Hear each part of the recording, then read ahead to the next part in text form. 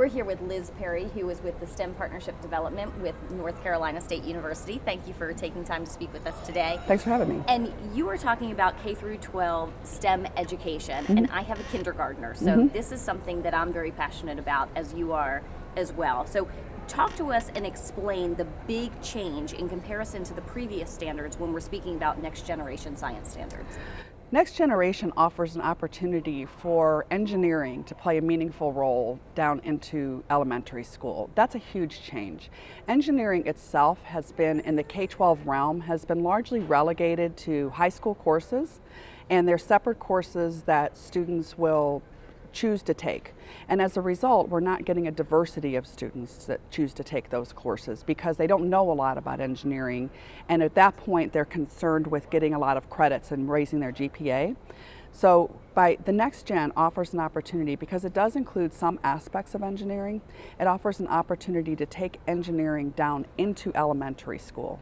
And ASEE has a huge opportunity because we have a large number of our researchers that are doing work in the elementary world.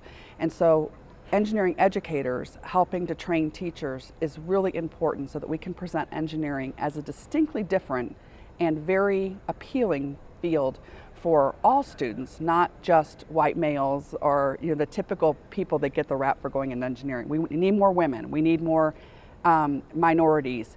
We need a broader perspective in our solutions because that'll bring about a better solution. And explain how these new changes are really going to take K-12 in the right direction. The biggest change is by having standards that many states adopt, it will mean that when a student moves from state to state, they will have a commonality of what they are expected to know in science and in some engineering by the time they graduate. So when these are adopted by different states, it will provide a critical mass for resources, really excellent resources to be developed around them. The other big change, of course, is the inclusion of some engineering principles in the Next Generation Science standards. And that's a big change. And you mentioned all 50 states have to adopt this. That's one of the sticking points, right? Well, as with the Common Core, it's not really that all 50 have to. It's not a national standard set, and that's really important for people to understand. It's not coming from the federal government down. It is a set of standards developed by content experts that are given to states if they want to adopt them.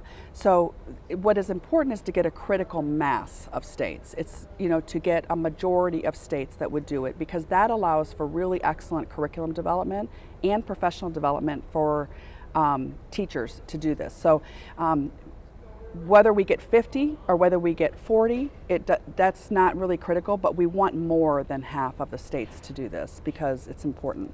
And you're going to need to train the teachers, develop curriculum. So how important is it that you get these states to get on board, and how can you achieve that to let them see the importance? Well, the biggest thing that's helping us a lot is STEM learning in general, but particularly engineering and technology are two fields that industry really wants us to work on. We do have some deficits in this area.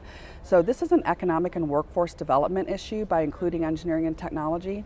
So it's important that we get a majority of states, and it's important that engineering educators play a role in this, because engineering educators are the ones that are qualified to talk about what skill sets need to be developed, because engineering it's not derived by doing science or math or technology. Engineering combines all core subjects together. So it's really important that engineering educators be involved in this, because we all know in our profession that this is a critical need, and the economic and workforce implications of increasing the diversity and the number of people who choose engineering or engineering technology is pretty critical to our country. And one important factor that we didn't mention is the funding. Funding is very important. There's a lot of funding for STEM now. It is on the President's agenda for priorities, as well as Department of Education.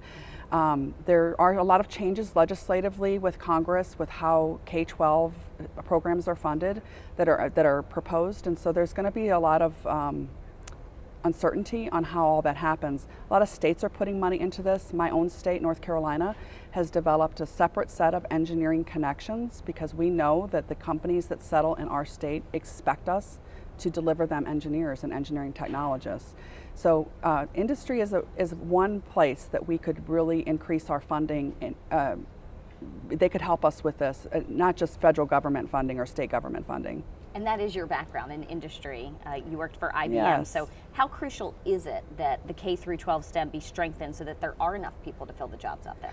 You know, it's not about ability, it's about opportunity. I was the first generation in my family to go to college. I met an engineer when I was in high school. I had never considered engineering, much less college. And so I decided to become an engineer. And when I went to work for IBM, it was the best job in the world. It's a great company to work for, and I felt challenged every day when I went into work. The work I've been doing the last 20 years at NC State is training teachers how to do things, and I feel that same excitement and challenge. It's critical that everyone understand that this is not a turf battle. This isn't a we want a piece of this. This is a national security issue. We have got to grow our own talent in engineering and technology, and therefore it has to be explicitly and distinctly presented as an opportunity that's available to anyone that wants to be a problem solver and a collaborator and who wants to change the world. So as an industry person, as a higher ed person, as a trainer of teachers, and as a parent, both my sons are engineers, this is critical stuff, and it's a heck of a lot of fun.